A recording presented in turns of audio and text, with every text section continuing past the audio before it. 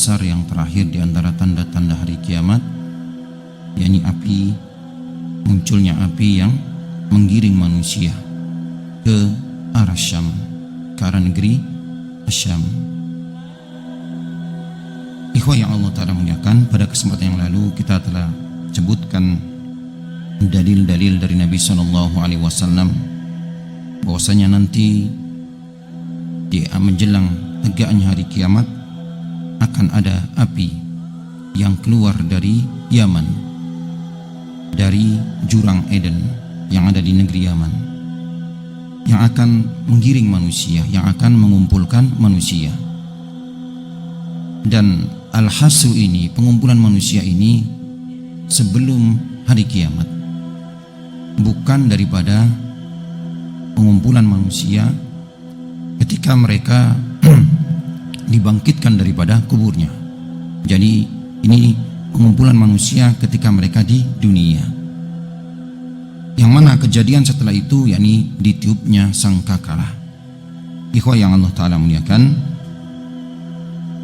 adapun kita masuk pada kaifiyah hasruha linnasi, yakni cara api tersebut mengumpulkan manusia, menggiring manusia. Inda duhuri hadin nar al-adimah minal Yaman tantasiru fil ardi wa tasukun nas ila ardil mahsar. Ketika api besar itu muncul dari negeri Yaman, maka dia akan menyebar ke bumi dan menggiring manusia ke tempat mereka nanti dikumpulkan, yakni di negeri Syam. Dan orang-orang ataupun manusia terbagi menjadi beberapa kelompok. Al-awwal faujun raghibuna ta'imuna kasuna rakibun. Kelompok yang pertama yakni orang-orang yang mereka dikumpulkan dalam kondisi gembira, ceria. Ta'imina, mereka diberikan makan, dan mereka pun memakai pakaian. Jadi ini bukan pengumpulan di padang mahsyar setelah yakni dibangkitkan manusia dari kubur, tapi ini kejadiannya di dunia. Jenis kelompok yang kedua, wa faujun yamsuna taratan wa yarkabuna ukhra. Kelompok yang mereka mengendarai kendaraan, ya, terkadang mereka berjalan kaki dan terkadang mereka menaiki kendaraan. Ya'takibuna 'alal ba'ir al-wahid, dan mereka bergantian menaiki, ya, kendaraan mereka. Satu unta, ba'ir di sini sebutnya unta, bergantian dinaiki oleh kelompok yang kedua ini. Adapun kelompok yang ketiga, tahsaruhumun naru fatahitu bihim min waraihim, yakni kelompok yang mereka digiring oleh api, ya, watasukuhum min kulli janib, yang mana api ini pun mengelilingi mereka dari segala penjuru. Wa man takhallafa akalathun nar, barang siapa, ya, yang terlambat, maka api itu akan melahapnya, maka dia akan dimakan oleh api tersebut. Subhanallah. Kemudian ikhwah yang Allah Ta'ala muliakan, adapun dalil-dalil hadis yang berkenan tentang bab ini, tentang perkara ini, diantaranya hadis dari jalur sahabat Abu Hurairah yang diriwayatkan oleh Imam Bukhari dan Muslim, di mana Nabi SAW bersabda, yuhsarun nasu ala thalasin, manusia nanti akan dikumpulkan menjelang tegaknya hari kiamat menjadi 3 kelompok. Taraik raghibina wa rahibin.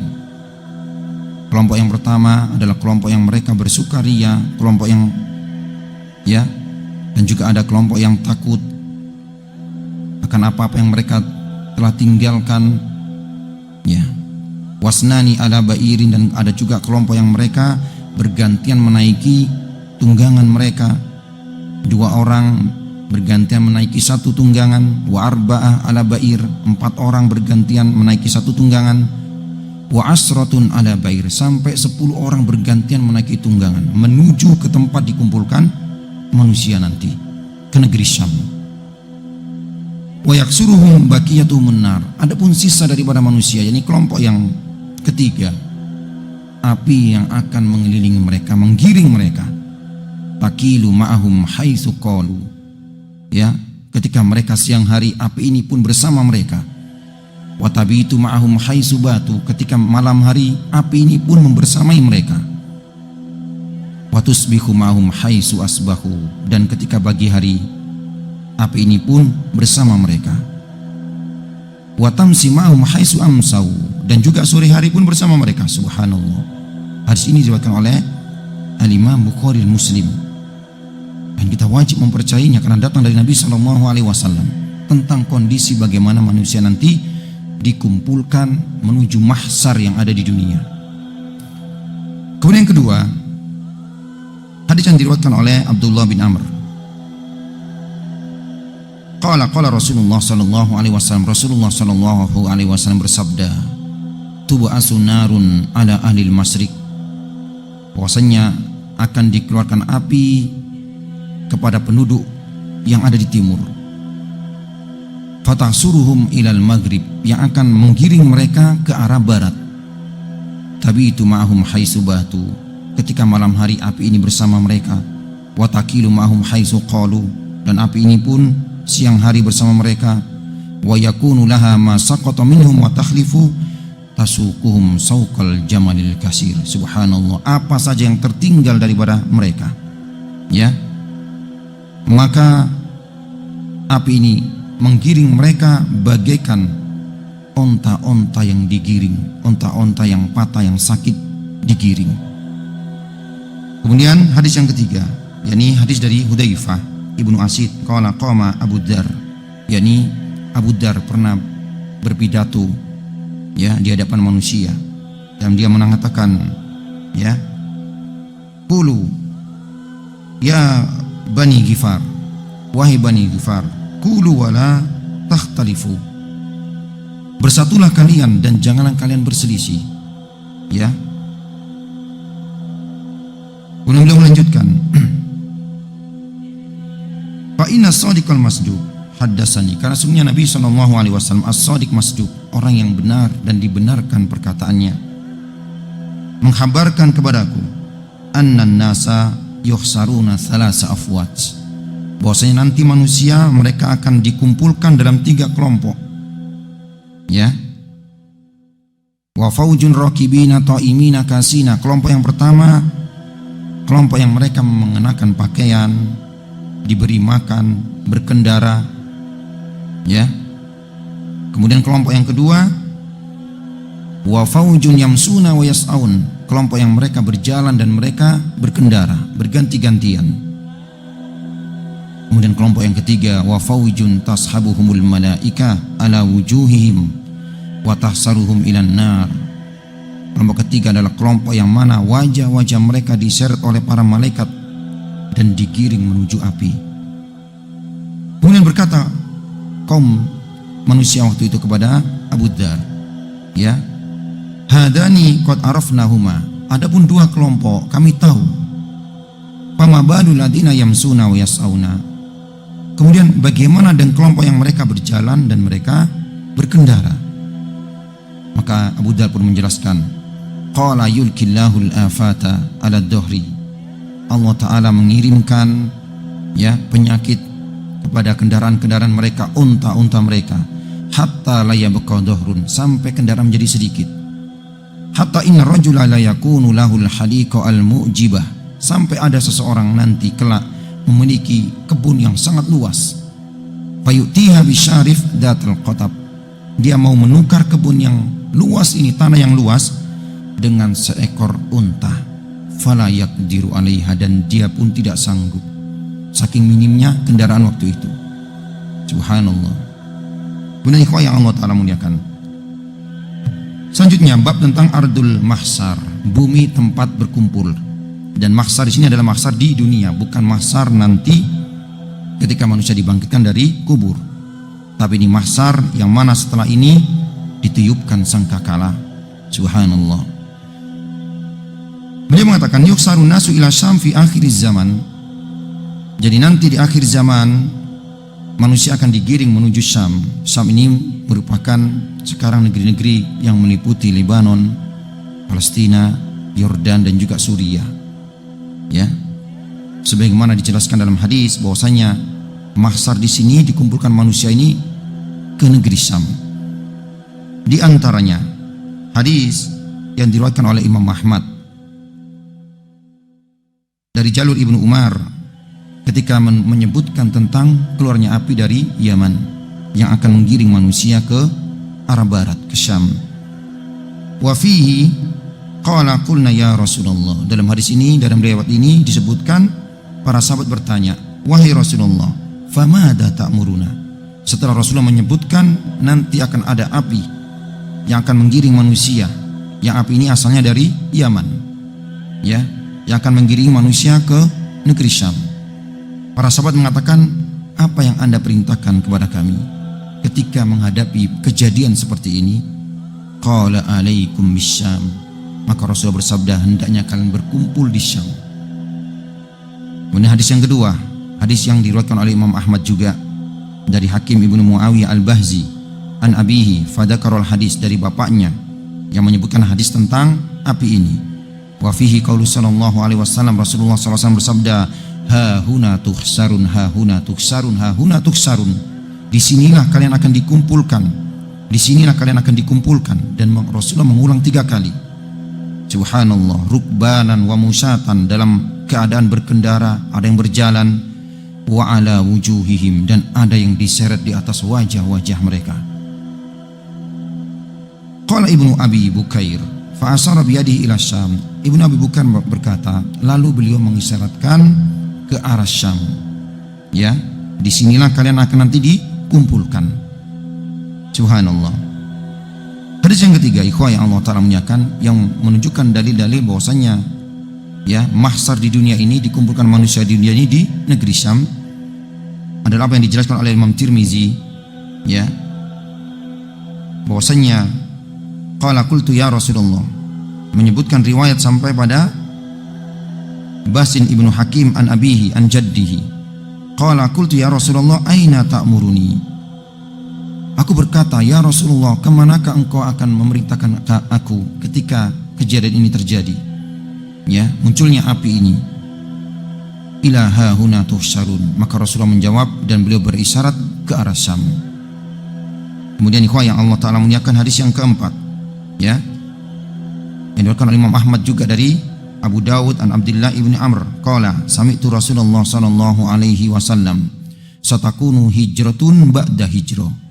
Akan ada hijrah setelah hijrah.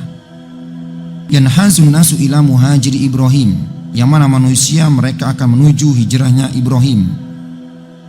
La yabqa fil ardi illa syiraru ahliha, dan nanti tidak akan tersisa di muka bumi ini kecuali orang yang paling buruk. Sebenarnya yang kita bahas pada kesempatan yang lampau, tidak akan tegak hari kiamat kecuali ya tidak ada orang-orang yang beriman. Yang tersisa adalah orang-orang yang buruk. Ketika Allah Ta'ala tidak disebut, subhanallah, ketika mushaf sudah dihapus, sudah diangkat, ya, talfiduhum arduhum takdaruhumun nafsullah, yang mana bumi-bumi melempar mereka, ya. Demikian juga Allah Ta'ala membenci mereka. Mereka adalah seburuk-buruk kaum ketika tegak kepada mereka hari kiamat. Tahsaruhumun nar ma'al kirodah wal khanazir, yang mana api nanti akan mengumpulkan mereka bersama kirodah, kera-kera, wal khanazir, dan juga babi-babi. Tabitu ma'hum idza batu wa taqilu ma'hum idza qalu, yang mana api ini selalu bersama mereka, menggiring mereka siang dan malam. Wa ta'kulu man takhallafa, dan akan menyambar orang yang tertinggal. Subhanallah, ikhwah yang Allah Ta'ala muliakan. Berkata al-Imam Ibnu Hajar, ya, Ibnu Hajar al-Asqalani, wa fi tafsir Ibnu Uyainah an Ibnu Abbas. Yani diungkapkan dalam tafsir Ibnu Uyainah dari Abdullah bin Abbas, barang siapa yang meragukan bahwasanya mahsyar, tempat berkumpul manusia di dunia itu di Syam, maka hendaknya dia membaca awal suratil Hasyr, awal dari surat Al-Hasyr. Ya. Nah, ikhwan yang Allah Ta'ala muliakan. Kemudian adapun dikatakan oleh beliau Syekh Yusuf Al-Wabil, sebab negeri Syam menjadi negeri tempat berkumpul manusia nanti. Ya, di antara hikmahnya, annal amna wal imana hina taqaul fitan fi akhir zaman yakunu bisyam, bahwasanya ya keamanan dan juga keimanan ketika terjadi fitnah nanti itu ya ada di Syam. Dan banyak sekali keutamaan-keutamaan yang Nabi SAW sebutkan tentang negeri Syam, keutamaan negeri Syam dan keutamaan tinggal di sana. Subhanallah.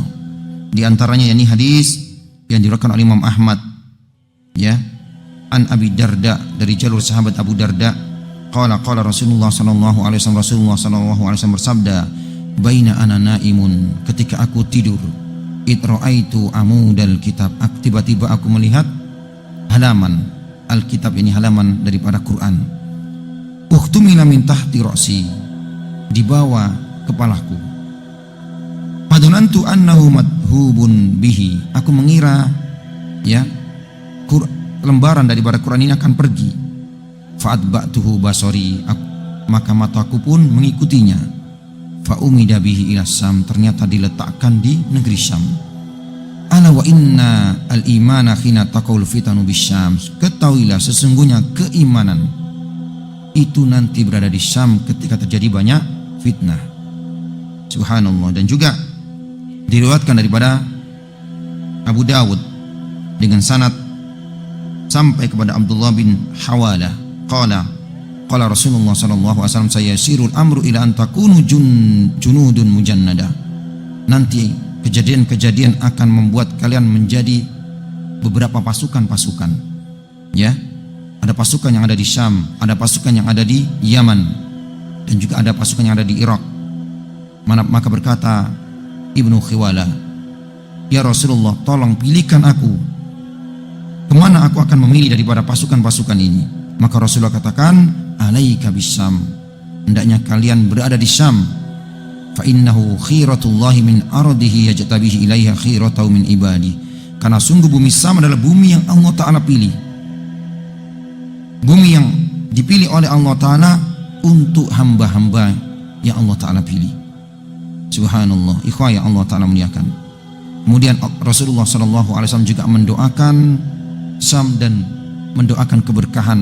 Allahumma barik lana fi syamina, ya Allah limpahkanlah keberkahan untuk negeri Syam kami. Allahumma barik lana fi yamanina, ya Allah berkailah kami, berkailah untuk negeri Yaman kami. Dan juga Nabi Isa ya turun nanti di negeri Syam, yang sudah kita bahas pada beberapa pertemuan yang lampau. Nah, kemudian jadi mahsyar di sini, pengumpulan manusia di ini adalah di dunia ya, bukan pengumpulan nanti yang akan terjadi setelah ya manusia dibangkitkan dari kubur. Subhanallah ya Allah Ta'ala muliakan. Nah, kemudian adapun ya dalil-dalil bahwasanya pengumpulan ini adalah pengumpulan di dunia, sebagaimana hadis-hadis yang kita baca ya, dan juga tadi kita sebutkan adanya manusia yang berkendara, sampai-sampai ada mereka yang menjual tanahnya demi untuk mendapatkan kendaraan. Ini menunjukkan bahwasanya ini terjadi di dunia, karena ketika nanti mahsyar ataupun pengumpulan manusia, yaumul hasr, yaumul di mana manusia dikumpulkan setelah hari kebangkitan ataupun setelah mereka dibangkitkan dari kubur, tentunya tidak berlaku lagi hukum-hukum di dunia ya, tidak ada kendaraan, tidak ada juga jual beli, karena Nabi SAW sebutkan bahwasanya nanti yaumul mahsyar ataupun hari dikumpulkan manusia setelah mereka dibangkitkan daripada kubur itu dalam keadaan khufatan uratan hurlan, dalam keadaan tidak beralas kaki, dalam keadaan tidak memakai baju, dan juga belum dikhitan. Nah, kemudian sebagai penutup daripada kitab ini ya, kita tidak sebutkan bantahan-bantahan kepada orang-orang yang mereka menolak hadis ini. Yang jelas ya, hadis-hadis tentang bahwasanya dikumpulkan manusia sebelum ditiupkan sangkakala yang menandakan tegaknya hari kiamat, bahwasanya manusia berkumpul nanti di negeri Syam. Nah, kemudian sebagai penutup daripada kitab ini, pertama sebagai rangkuman, annal imana bi asrati sa'minal imani bil ghaib, bahwasanya beriman tentang tanda-tanda hari kiamat termasuk beriman dengan perkara yang gaib ya, yang mana tidak sempurna keimanan seorang muslim kecuali juga mengimaninya. Yang kedua, annal imana bi asrati sa'a dakhilun fil imani bil yaumil akhir. Dan beriman tentang tanda-tanda hari kiamat yang disebutkan oleh baginda Rasulullah sallallahu alaihi wasallam yang terkadang tidak masuk di akal kita, ya. Maka kita tetap wajib mengimaninya. Dan ini termasuk keimanan dengan hari akhir yang merupakan rukun iman yang kelima. Kemudian, ya, annama sabata an Rasulillah sallallahu alaihi wasallam minal akhbar, bahwasanya riwayat-riwayat yang sahih dari baginda Rasulullah sallallahu alaihi wasallam, baik yang mutawatir maupun yang ahad, ketika itu benar datang dari Nabi, wajib kita terima. Ya, wajib kita terima. Karena permasalahan akidah, permasalahan ya yang bersandar kepada hadis yang sahih walaupun derajatnya ahad. Yang keempat, Rasulullah sallallahu alaihi wasallam mengkhabarkan kepada umatnya, ya, semua hal-hal yang terjadi menjelang hari kiamat, tanda-tanda hari kiamat disebutkan dalam hadis-hadis beliau, ya.